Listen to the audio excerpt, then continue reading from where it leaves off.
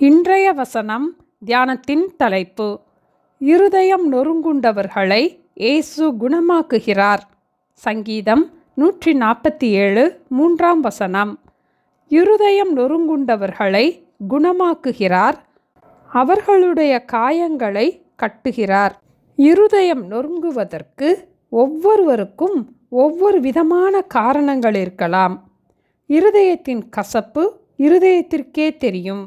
எதிர்பாராத காரியங்கள் நம்முடைய வாழ்க்கையிலே நடந்தது நிமித்தம் நம்முடைய இருதயம் நொறுக்கப்பட்டு இருந்தாலும், நொறுங்கின இருதயத்தின் காயங்களோடு நாம் வாழ முடியாது.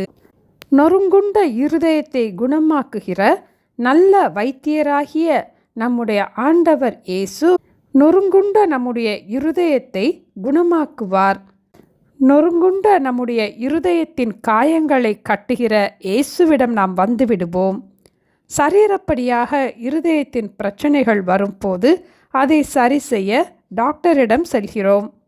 உலகம் முழுவதும் ஒரு ஆண்டிற்கு சராசரியாக 20 லட்சத்திற்கும் மேற்பட்டவர்களுக்கு ஓப்பன் ஹார்ட் சர்ஜரி செய்யப்படுகிறது.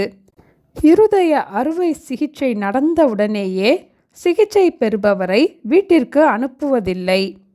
அவ்வாறு அனுப்பினால் பல நோய்கள் அவர்களை தொற்றக்கூடிய வாய்ப்புகள் உண்டு. ஆகவே சில நாட்கள் அவர்களை இன்டென்சிவ் கேர் யூனிட்டில், அதாவது அவசர சிகிச்சை பிரிவில் இருக்க வைத்து மருத்துவர்கள் கண்காணிப்பார்கள்.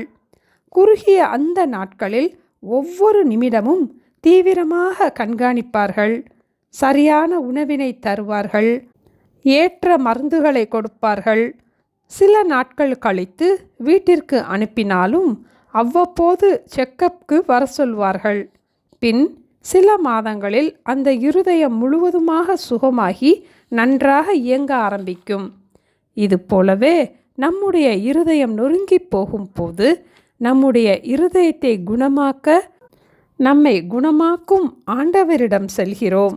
இருதய சிகிச்சை அளிப்பவர்களை இன்டென்சிவ் கேர் யூனிட்டில் வைக்கிறது போல ஸ்பிரிச்சுவல் இன்டென்சிவ் கேர், அதாவது நொறுங்குண்ட இருதயத்திற்குரிய தீவிர சிகிச்சையை பெற்றுக்கொள்ள நம்முடைய ஆண்டவராகிய இயேசுவின் பிரசன்னத்தில் அவருடைய அன்பின் கண்காணிப்பிற்குள் நாம் இருப்பது மிகவும் அவசியம்.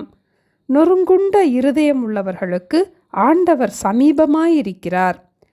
நாமும் நமக்கு சமீபமாயிருக்கும் ஆண்டவரின் பிரசன்னத்தில் ஜெபத்தோடு காத்திருப்போம்.